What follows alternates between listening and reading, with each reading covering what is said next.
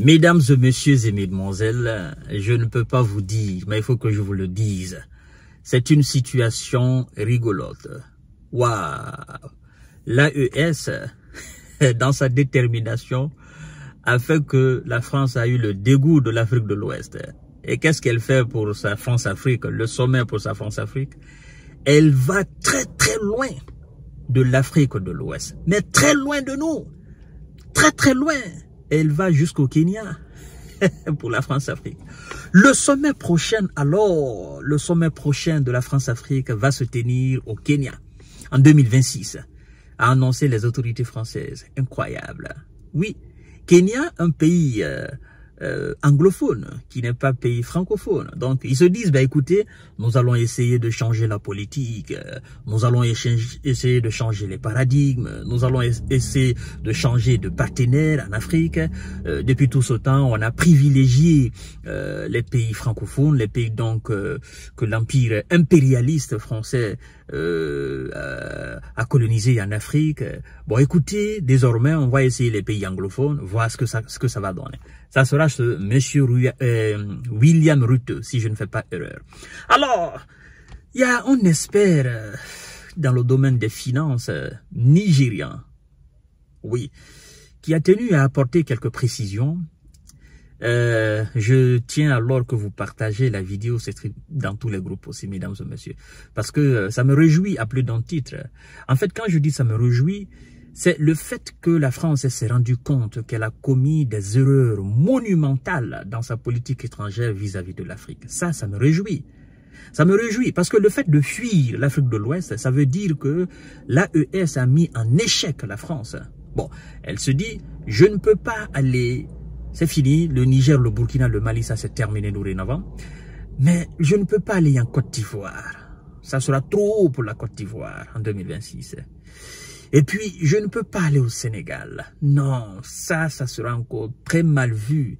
Ça va décrédibiliser les autorités sénégalaises. Bon, je ne peux pas aller en Guinée-Bissau. Bon, là-bas aussi, c'est compliqué. Non plus au Libéria, encore moins en Sierra Leone. Ben, tout sauf le Nigeria. Non, je ne peux pas aller là-bas. Et Togo, non. Bénin, ah ouais, Bénin de Patrice Talon, non. Là, je serai lapidé même. Donc, il faut aller loin de l'Afrique de l'Ouest. Ouais. Donc, c'est la dextérité, l'engagement du peuple ouest-africain qui fait aujourd'hui que la France est démasquée dans sa politique étrangère vis-à-vis de nos nations. Voyons voir ce que M. Boubacar nous dit. Sommet France-Afrique, mesdames et messieurs, au Kenya, une autre messe de plus selon un expert. Alors, partagez la vidéo. Paris tiendra son sommet France-Afrique au Kenya en 2026, car elle ne peut compter sur les pays francophones où un sentiment anti-français s'est enraciné, a déclaré Monsieur Boubacar Kado Magaji, consultant nigérian en finances publiques. Aucun résultat ne sortira de ce sommet selon lui, et effectivement des débats qui seront tenus parce que bon, écoutez, ça n'a rien apporté jusqu'à présent. Sommet France-Afrique, francophonie, tout ça c'était des tralala, c'était des mascarades.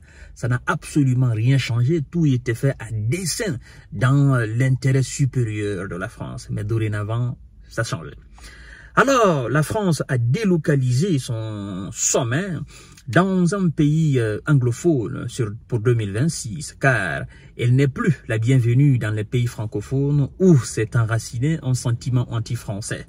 A partagé effectivement M. Boubacar Magaji, consultant nigérian en finances publiques. Il dit, je cite, « La France n'a plus rien à donner et à conseiller aux pays africains. Elle a été humiliée jusqu'aux os et décrédibilisé par les pays membres de la Confédération de l'Alliance des États du Sahel, a-t-il souligné. » C'est-à-dire, le choc que la France a subi, n'est-ce pas, dans la confédération de l'AES, ça fait que même aux yeux de la jeunesse ivoirienne, la France n'a plus de crédit. Aux yeux de la jeunesse sénégalaise, la France n'a plus de crédit. Même si les autorités de ces différents États sont encore dans une certaine forme de nuance, bon, nous allons faire mollo mollo, on va pas faire comme les pays de l'AES ont fait, nous allons partir petit à petit. Bon, les pays aussi de l'AES sont allés petit à petit, sauf qu'à un moment donné, ils ont pris une décision radicale. Vous voyez, mesdames et messieurs. Alors, ils se disent, ben écoutez, sincèrement, il faut qu'on change de politique. Il faut qu'on change de politique. Donc, les pays du Sahel ont montré au monde qu'ils pouvaient tendre vers le développement sans la France, qui soutient par ailleurs des terreaux et des narcos sur le continent. Et ça, c'est vérifié, évidemment, mesdames et messieurs. Ces experts ne peuvent pas avancer des thèses, n'est-ce pas, farfelues. Donc, c'est clair et net. Et nous savons effectivement quels sont ceux qui sont derrière les terreaux et les narcos, afin de déstabiliser nos différentes nations africaines, comme ils l'ont fait par le passé. Sauf que les temps ont changé. Et puis, voilà, il y a de l'évolution. Avec la prolifération des réseaux sociaux, de l'Internet, on ne peut plus rien cacher aux gens.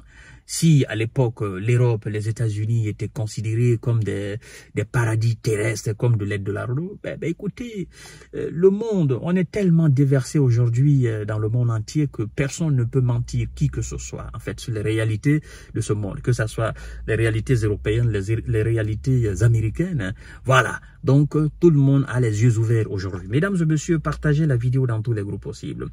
L'expert, n'est-ce pas, est aussi revenu sur...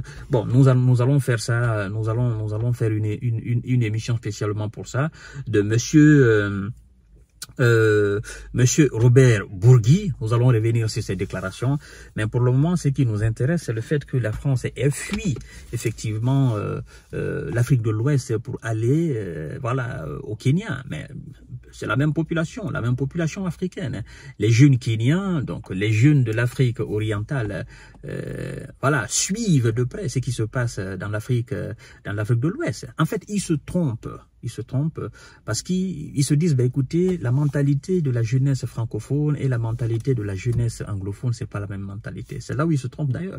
Parce que bon nombre de ces jeunes-là comprennent exactement le français, comprennent parfaitement le français, comprennent la politique française. Donc, eux, ils ne vont pas accepter une quelconque manipulation de leurs dirigeants. Ça, c'est des jeunes révoltés. Hein? La même manière que le Nigeria ne veut pas, c'est de la même manière que les pays anglophones ne voudront pas. Ben, nous allons voir ce qui va se passer, mesdames et messieurs. En attendant, partagez la vidéo. C'est une victoire immense, le fait que la France ait fui l'Afrique de l'Ouest. Merci beaucoup. Je vous donne rendez-vous tout à l'heure pour notre série d'informations.